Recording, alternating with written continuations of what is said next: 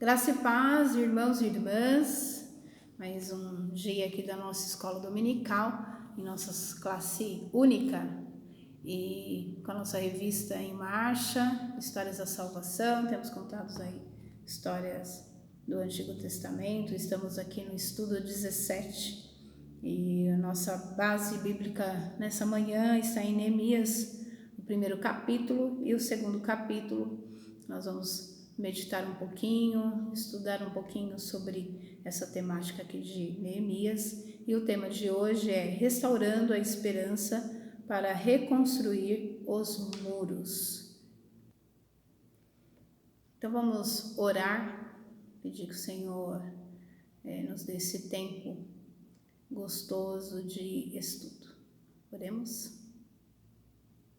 Senhor nosso Deus, nós te damos graças, te rendemos toda a honra e toda a glória e queremos, Senhor, pedir a tua orientação, tua sabedoria, Senhor, para que possamos compreender a tua palavra e principalmente colocá-la em prática em nossas vidas, Senhor.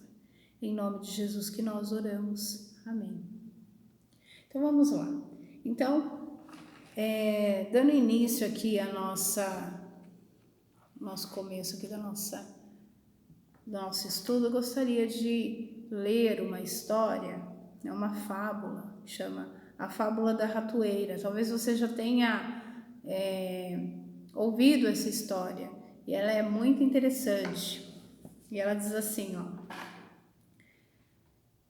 um rato, olhando pelo buraco na parede, vê o fazendeiro e sua esposa abrindo um pacote.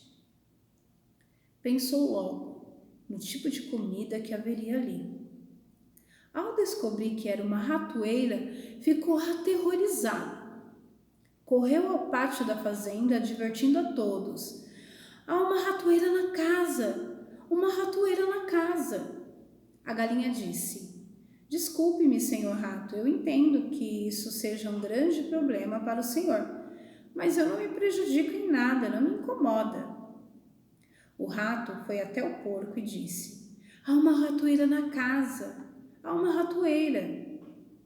Desculpe-me, senhor rato, disse o porco, mas não há nada que eu possa fazer a não ser orar.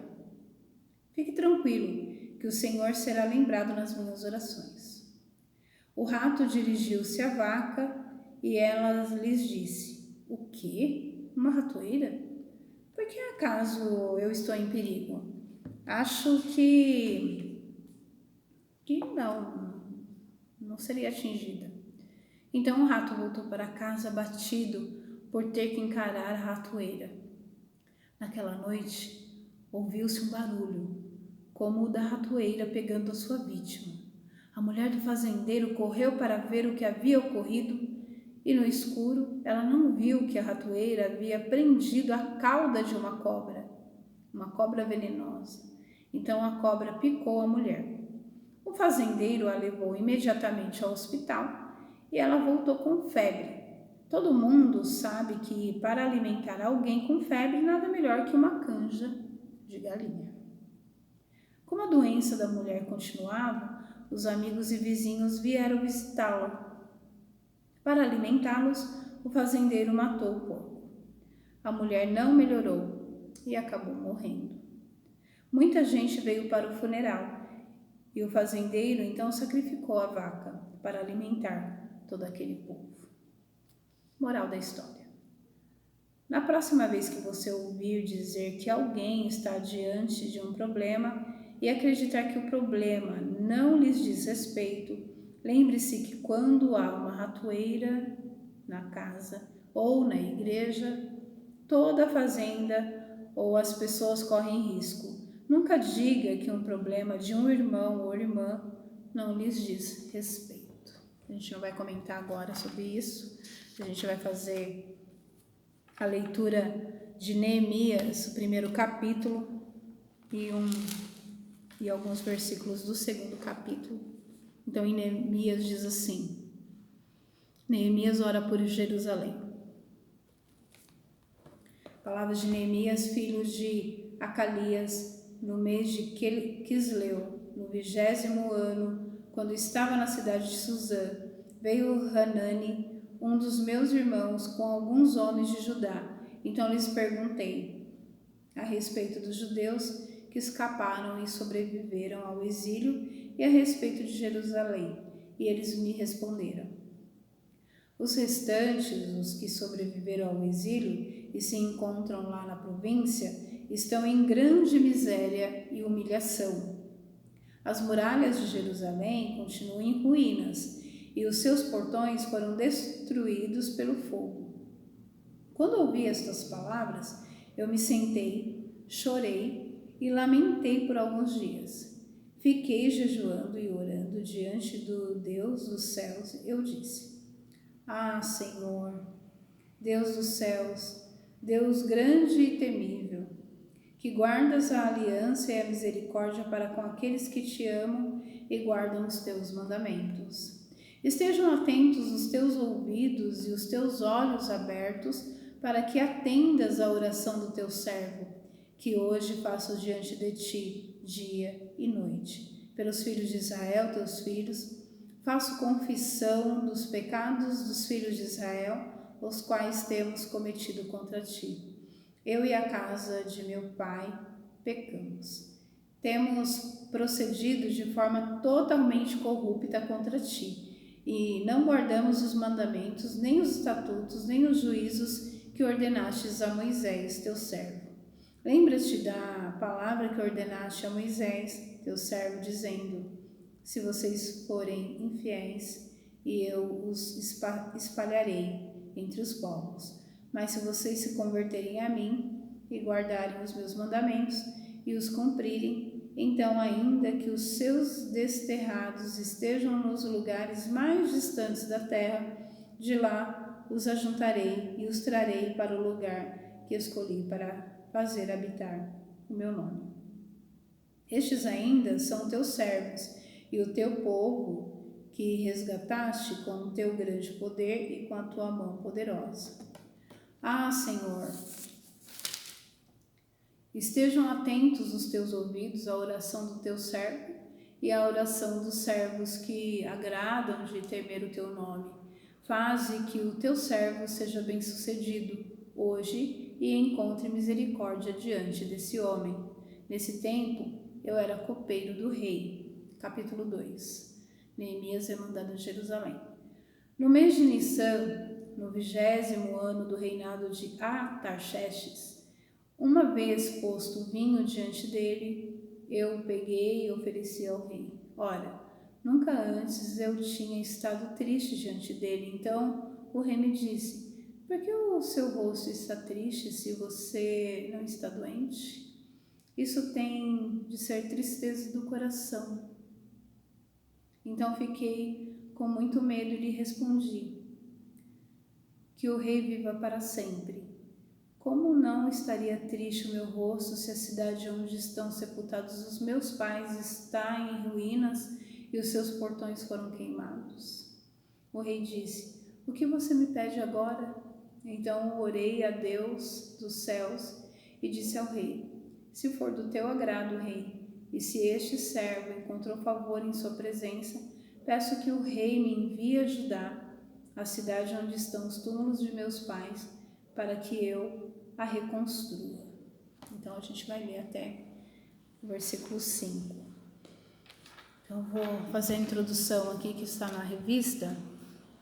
Então agora uma nova fase surge na vida, na história do povo de Deus. Após um longo período de exílio, a gente já viu aqui em outros estudos que eles ficaram 70 anos exilados pelo povo babilônico. A população israelita recebe o direito de retornar à sua terra. Jerusalém é construída, é reconstruída. Os anos vividos distantes da cidade e do templo trouxeram certos desgastes à fé do povo. A gente viu isso em diversos estudos aqui dessas histórias de salvação, em que o povo acabava pegando o costume de outras nações, a cultura de outras nações, e acabavam se afastando aí da fé que os mantinham firmes outrora, né? Então, acabavam enfraquecendo os seus próprios costumes, as suas próprias tradições, a sua própria cultura. Depois de 100 anos já estabelecidos em sua terra, o povo ainda não havia conseguido se erguer. Olha só que interessante, né? Ficaram 70 anos no exílio babilônico e já estavam há 100 anos libertos ou já na sua terra, e mesmo assim não conseguiam se reerguer, não conseguiam se restabelecer. E apesar de já terem construído aí o templo, com Esdras, né? Eles não conseguiam se reerguer. Então Neemias surge com a missão de reconstruir os muros caídos de Jerusalém, além de promover juntamente com Esdras, outras reformas, né? O resgate da unidade do amor ao próximo, a gente vê isso em Neemias 5, de 1 a 12, você pode fazer essa leitura, né, na semana para a sua edificação. O fortalecimento do compromisso com a lei e com a palavra de Deus, você pode fazer essa leitura em Neemias 8. A valorização da fundação dos sacerdotes e dos levitas, a observância do sábado como dia de descanso e a proibição de casamentos mistos. Então, o que acontece aqui com essa missão que Neemias ele toma diante do rei?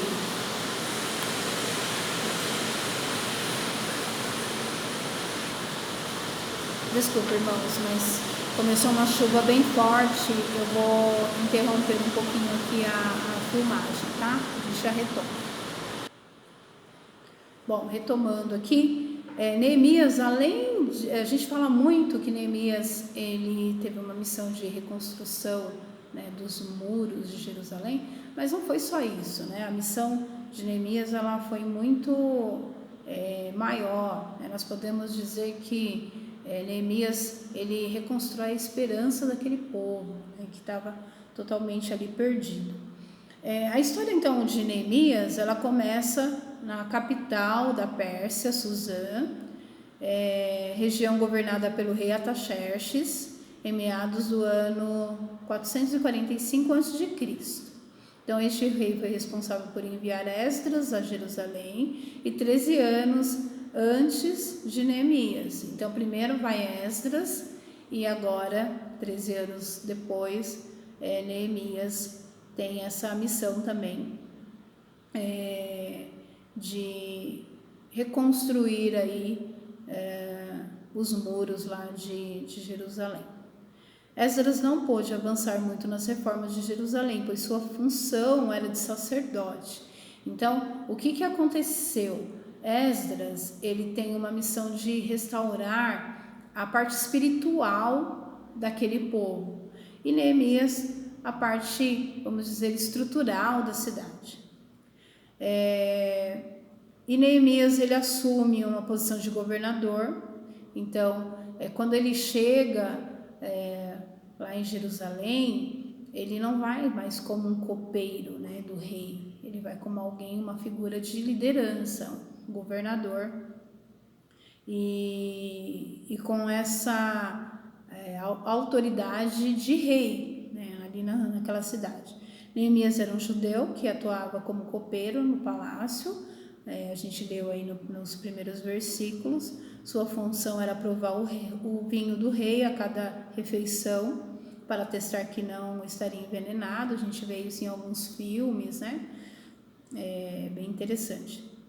Fazendo isso todos os dias e há tanto tempo que tornou-se uma pessoa próxima do rei. Então, Neemias chega lá num determinado dia e está triste. E a sua tristeza é tão grande que o rei Artaxerxes percebe que ele está triste. E ele questiona, fala assim: Neemias, eu nunca te vi triste assim, e a sua tristeza não é uma tristeza de doença, né, de não estar bem fisicamente, era uma tristeza do coração, e ele diz isso, né, no texto.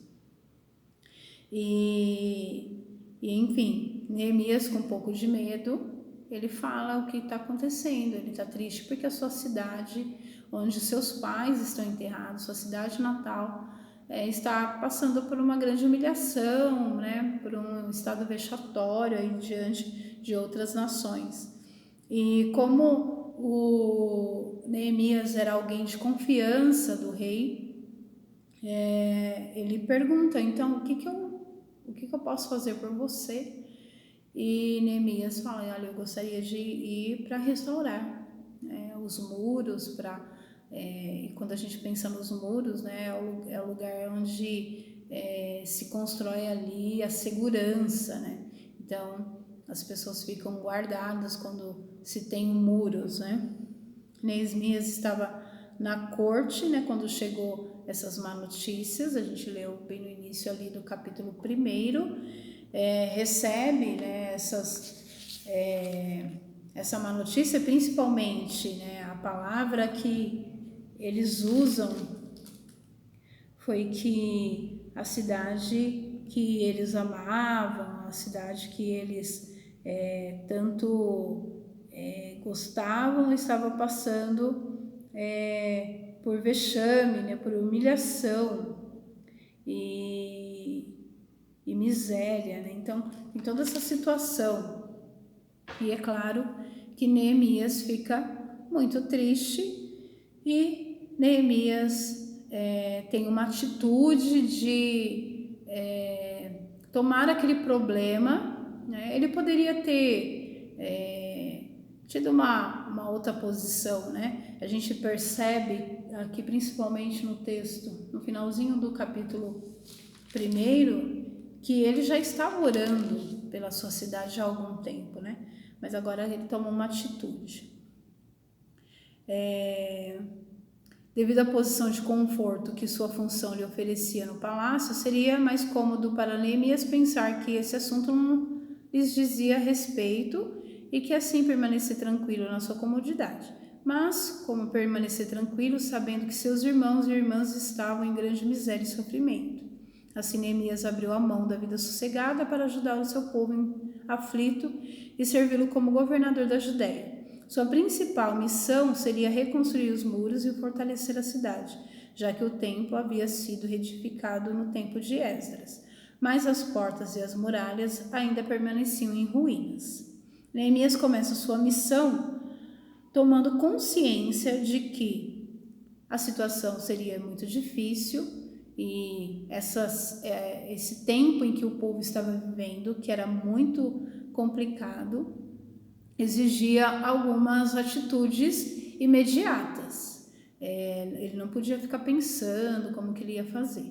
Então ele não se intimidou, ele não se conformou com os inimigos de fora, muito menos com o pecado de dentro, e ele fala um pouquinho sobre isso nesse texto que nós lemos, de reconhecer o pecado do povo, e assim passou a colocar alguns planos em ação. Então, primeiramente, intercessão mediante a confissão dos pecados. A gente leu aí no texto, no 1º capítulo, que Neemias se coloca no lugar dos seus irmãos. E nós temos a gente costuma, né, na nossa liturgia, como povo metodista, de nós, no momento de confissão, a gente ora pelos nossos pecados, mas a gente ora pelos pecados da igreja e a gente ora pelos pecados da nossa nação, pelo pecado do mundo. A gente ora e pede ao Senhor que perdoe, né, esses pecados. A gente entende que nós temos que nos colocar diante de Deus por todos, né, não só pelos nossos próprios pecados. Então, a sua primeira atitude foi clamar a Deus em favor deles e, para isso, fez uma oração espontânea, confessando os pecados. Nós vemos que isso nasce esperança dessa experiência com Deus. Então, a consagração espiritual, de se colocar diante do Senhor, de reconhecer os erros, os pecados, de pedir perdão e claro, sentir perdoados, né? Nós temos também, logo depois da confissão, um momento de declaração de perdão, que é o momento que nós temos a confiança de que Deus, através de Jesus Cristo, perdoa os nossos pecados. A segunda foi a preparação adequada. O despreparo, muitas vezes, nos faz perder a esperança. Neemias marcou prazos para realizar a sua missão, ou seja, ele estabeleceu metas, isso é importantíssimo. Então, em Neemias 2:6, que a gente não leu, então o rei que tinha a rainha sentada ao seu lado me perguntou: quanto vai durar a sua ausência? Quando voltará? Marquei certo prazo e o rei deu por satisfeito e me deixou ir. Então, assim, ele não foi lá, um dia eu termino de fazer isso. Não, ele marcou um tempo, olha, eu vou cumprir isso em tanto tempo. E o rei achou o prazo lá necessário. Adquiriu as ferramentas necessárias para garantir o empreendimento ao pedir cartas e reforço militar. E promoveu o material necessário para as obras que se dispôs. A gente lê isso no versículo 7 e no 8. E ainda disse ao rei: se for de seu agrado, rei, me dê cartas para os governadores da região do outro lado do Eufrates para me permitirem passar e entrar em Judá. E também cartas para Asaf, guarda das florestas do rei, para que dê madeira e vigas para os portões da cidadela do templo, para as muralhas da cidade e para a casa que deverei me alojar. Então, ele tem um planejamento, ele não vai de qualquer forma, ele se prepara, né? Ele já estava pensando, como que eu vou reconstruir, né? Hoje, por exemplo, se eu fosse reconstruir uma cidade, eu teria que pesquisar, eu teria que saber como que constrói, me cercar de pessoas que poderiam me ajudar a fazer isso, né? E ele, Neemias, ele era um copeiro, mas ele era uma pessoa que tinha uma visão de planejamento, né? Ele não saiu de qualquer forma, né? E isso a gente aprende aqui, que quando nós vamos realizar qualquer coisa que seja, a gente precisa de um mínimo de planejamento, mesmo com as coisas espirituais, né? Não é porque é espiritual que a gente vai fazer de qualquer jeito, não é porque é espiritual que eu estou aqui dando uma aula aqui para vocês, que eu não me preparei, que eu não li, que eu não pesquisei. Não, a gente precisa se preparar. Motivou os companheiros, aí a gente lê nos versículos 17 e 18, a esperança na obra de Deus é uma construção coletiva. Quanto mais pessoas se envolvem no processo, mais fácil e viável se torna a tarefa, por mais complicada que seja. A gente sabe que quando a gente vai fazer algo sozinho, é mais pesaroso, né? Quando a gente tem ajuda de algumas pessoas, primeiro que fica mais alegre, a gente está conversando, a gente consegue dividir as ideias, né? E pensar algo diferente. É sempre muito mais criativo quando nós estamos com mais alguém ajudando, né? Eu, por exemplo, quando a gente está dando aula e estamos todos juntos, sempre há um compartilhar, sempre há uma experiência de alguém, e isso colabora para que a aula fique mais dinâmica, que a aula fique mais rica, e a gente acaba aprendendo muito mais, né, do que essa aula só expositiva, né, que é o que nós temos agora no momento. E a outra questão, que é o posicionamento contra os opositores. Então, assim, a gente tem um planejamento, a gente tem pessoas que estão nos ajudando para fazer, mas a gente tem também as vozes contrárias, a oposição. E como que a gente lida com a oposição? Então, alguém fala, não vai dar certo, e aí você fala assim, não vai dar certo. Ixi, então, desisti, não vai dar. Ou você confia naquilo que você se preparou, que você se organizou, que você orou, se colocou diante do Senhor, né? Teve ali a sua experiência com Deus, você tem certeza de que é exatamente assim que eu devo proceder, que eu devo fazer? Ou a gente, ao primeiro não, ou a primeira palavra de oposição, de que não vai dar certo, e a gente se paralisa e acaba, né? Nós aprendemos com Neemias que em toda missão existem situações contrárias e também quem é do contra. Se permitirmos, essas situações ou pessoas minarão a esperança e enfraquecerão todo o grupo. É preciso unidade, clareza e firmeza para enfrentar as adversidades e prosseguir no propósito. Então, Neemias, ele teve várias situações. A gente pode ler o livro de Neemias é muito rico, muito interessante. Ele não é um livro difícil de compreender a história, de compreender essa leitura. Vale a pena a leitura desse livro.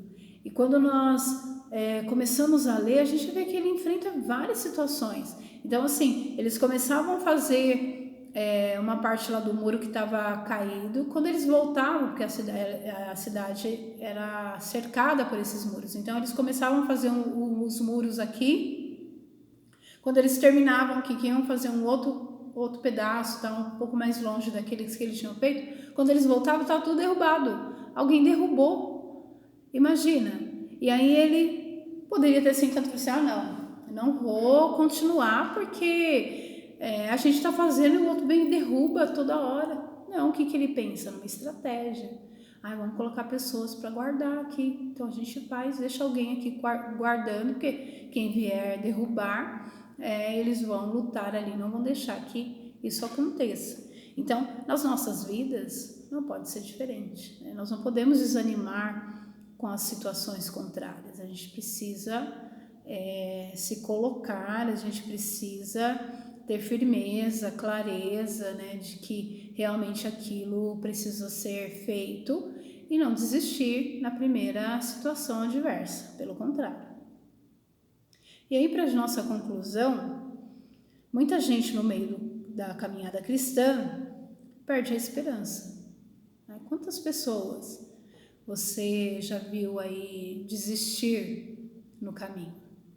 Então estava indo muito bem, e aí você fala, nossa, mas ele cantava no ministério de louvor, ele era da administração, ele ajudava com as crianças, ele fazia isso, ia visitar, ia evangelizar, e de repente parou, desanimou, perdeu a esperança. Quantas vezes a gente vê pessoas nessa situação? Decepção das mais diversas às vezes interfere. Então, às vezes alguém disse alguma coisa, às vezes ficou chateado porque não foi valorizado, enfim. Tal fato se agrava quando percebemos que as pessoas ao redor não compartilham do mesmo propósito. Então, às vezes acontece, a gente está animado ali, fazendo alguma coisa, e chega alguém e fala assim, nossa, por que você está fazendo isso? Que bobagem, né? Você está perdendo seu tempo, não adianta, né? Enfim, é interessante notar que a fonte de inspiração de Neemias era Deus. Não tinha outra fonte de inspiração. A todo momento, a história de Neemias é interrompida por orações contendo expressões como lembra-te de mim. E a gente vê no capítulo 5, capítulo 5, versículo 19. Deixa eu achar aqui. Lembra-te de mim para meu bem, ó meu Deus, e tudo o que fizer, e tudo o que eu fiz por este povo. Então, oração aqui de Neemias, no capítulo 13.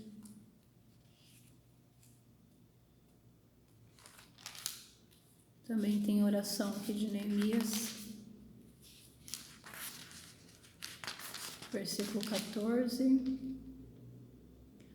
De novo, lembra-te de mim, ó meu Deus, e não apagues o bem que eu fiz ao templo de meu Deus e ao meu serviço. Depois no versículo 22.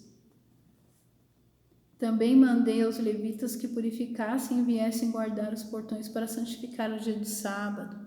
E o 31. Lembra-te de mim, ó Deus, para o meu bem. Então, assim, a situação de Neemias nesse período não foi tranquila, pelo contrário, ele teve várias situações ali em que ele parava e orava, Senhor, lembra-te de mim, nossa, eu larguei tudo lá para vir reconstruir o muro e está muito difícil. Podemos dizer que as orações de Neemias foram atendidas e sua esperança não se frustrou. A história de Neemias tem muito a ver com a missão da igreja. Nos nossos dias nós podemos refletir assim. Assim como no tempo de Neemias, é nossa tarefa despertar o povo para reconstruir seus muros derrubados pelas provocações e circunstâncias da vida. Apesar das dificuldades, precisamos manter a esperança. E quando nós pensamos aqui em tantas situações adversas que Neemias passou para construir, para reconstruir aquele muro, para reconstruir aquela cidade, para restabelecer um pouco de dignidade, de esperança para aquele povo, ele passou por situações muito complicadas, mas ele não desistiu, ele persistiu. Quando estava difícil, ele orava. E a nossa oração é para que a gente tenha esse posicionamento de Neemias, de liderança, de não desistir, de persistir, de manter firme a nossa esperança em Deus. E eu quero fazer um desafio aqui para você, de lembrar ali da nossa fábula, e a nossa fábula da ratoeira. Então, o ratinho lá, ele descobre que tem um problema iminente ali na casa onde ele mora, né? E ele vai atrás lá da galinha, fala assim, ai, tem uma ratoeira na casa, e agora? E a galinha fala assim, ai, eu não tenho nada a ver com isso. O porco da mesma forma, a vaca da mesma forma, enfim, ele se sentiu sozinho. E aí o que acontece? A dona lá da ratoeira vai lá achando que o rato foi pego lá na ratoeira, e quem tinha sido pego na ratoeira era uma cobra, só que ela foi pega pela cauda e acabou picando a mulher da fazenda, que ficou muito doente e que por isso precisou aí de se restabelecer, de comer algo mais forte, e aí foi oferecido uma canja de galinha, né? Canja é feita de galinha. Então a galinha acabou se dando mal nessa história. E aí as pessoas foram visitar essa senhora doente. E aí, como é de costume, né? Nós somos muito hospitaleiros, né? A gente acaba oferecendo ali algo para as pessoas comerem, né? E o dono mata o porco, que também disse que não tinha nada a ver com a história. E por fim, a senhora morre, e para o funeral, sempre vão muitas pessoas no velório, no funeral, e ele mata a vaca, que também disse que não tinha nada a ver com isso. E aí, para nós lembrarmos aqui da nossa vida espiritual, quando a igreja ou quando um irmão tem algum problema, ele é nosso problema também, assim como Neemias. Neemias estava lá no palácio, ele podia ter falado assim, eu não tenho nada a ver com isso, eu estou aqui distante, estou bem, estou no palácio, tenho um emprego, sou reconhecido, sou um homem de confiança. A gente percebe aí o quanto o rei Artaxerxes gosta de Neemias, que reconhece até que ele não está bem. Enfim, ele estava bem, ele poderia ter ficado orando, né? No começo aqui ele ora, né? Ele é uma pessoa que está diante de Deus, orando, né? A oração que faço diante de ti dia e noite pelos filhos de Israel. Ele orava dia e noite.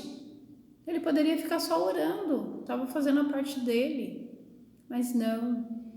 Ele tomou uma atitude, né, de ir, né, de tentar ajudar, de fazer alguma coisa. E nós, como cristãos e cristãs, nós precisamos fazer alguma coisa. A gente não pode ficar só orando, né? Eu sempre aprendi que a palavra oração, ela tem no seu contexto a questão da ação, né? Então não adianta a gente só ficar orando, fechando os olhos, pedindo a Deus, mas a gente precisa fazer a nossa parte. E eu quero propor um desafio a você. Que tal você retomar a reconstrução de alguma obra que foi paralisada aí na sua vida por causa de, sei lá, do desânimo ou de algo que aconteceu e que acabou você parando e você tem certeza que seria algo muito frutífero, né? Talvez alguém falou alguma coisa para você, te desanimou, talvez algum impeditivo, e aí você paralisou e não pôde continuar. Que tal retomar? Talvez seja o momento, talvez seja agora, o tempo de você buscar a direção de Deus para essa reconstrução. E eu quero convidar você pedir ao Senhor que oriente, que te conduza aí nessa retomada, né? Reconstruir aí talvez algo que te deixa ainda frustrado por não ter realizado. Quero colocar isso diante de você agora nesse momento. E para a gente terminar nossa conversa, Neemias renunciou à sua comodidade em favor da reconstrução dos muros de Jerusalém. Qual foi a sua renúncia em favor da missão? Você já teve que renunciar a alguma coisa para poder realizar a missão, né? A missão que eu digo a do reino de Deus, né? Então, como que tem sido aí a sua dinâmica para com o reino de Deus? E para a gente terminar, nós vamos orar, pedindo ao Senhor que nos dê direção, que nos dê atitude, que nos dê a esperança. Amém? Oremos. Senhor Deus, nós te damos graças, Senhor, por esse estudo, por essa palavra que o Senhor falou conosco nessa manhã de domingo. Senhor, eu quero te pedir, ó Deus, que em nome de Jesus, ó Pai, que o Senhor nos dê, Senhor, atitude, Senhor Jesus, de reconstruir aquilo que talvez ficou parado, Senhor, nas nossas vidas, Senhor. Ó Pai, que nós possamos, Senhor Jesus, sermos conduzidos, Senhor Jesus, a retomar, Senhor Jesus, aquele que ficou parado, Senhor. Para que a nossa vida, Senhor, ela possa ter realmente um significado, Senhor Jesus. Ó Pai, não deixe, Senhor, que palavras de desânimo, que obstáculos que possam surgir, possam ser impeditivos, Senhor, de realizar, Senhor Jesus, algo, ó Pai.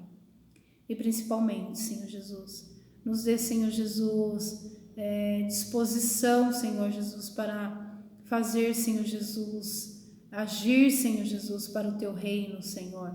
Tem tanta coisa para fazer, Senhor. Nos ajude, Senhor Jesus, nessa empreitada, Senhor. Nos ajude, Senhor Jesus, nessa reconstrução, ó Pai. Em nome de Jesus que nós oramos, Senhor. E quero, Senhor, te pedir em especial, Senhor, pela retomada dos nossos cultos, do nosso culto presencial de domingo, Senhor. Eu quero te pedir, Senhor, que seja abençoando, Senhor, aqueles que se inscreveram para estar na Tua casa, Senhor, para retomar esse tempo, Senhor Jesus, de louvor e adoração ao Teu nome, Senhor Jesus, presencialmente na Tua casa, Senhor. Senhor, seja com aqueles que não poderão estar, Senhor Jesus, porque não podem estar, Senhor Jesus, conosco, Senhor. Seja abençoando, Senhor, que possamos também ter um culto online também, Senhor, abençoado por Ti, que possamos sentir a Tua presença também, Senhor. Quero te pedir, Senhor, a Tua bênção e a Tua graça, Senhor, na vida da pastora Ruth, Senhor, que Tu venha, Senhor, sustentá-la, Senhor, em nome de Jesus, ó Pai. Ó Deus, que a Tua palavra, Senhor, ela possa tocar nos nossos corações, Senhor Jesus, e possamos, Senhor, colocá-la em prática, Senhor, assim como Neemias fez, Senhor. Em nome de Jesus que nós oramos e Te agradecemos. Amém. Amém. Até semana que vem, se Deus quiser.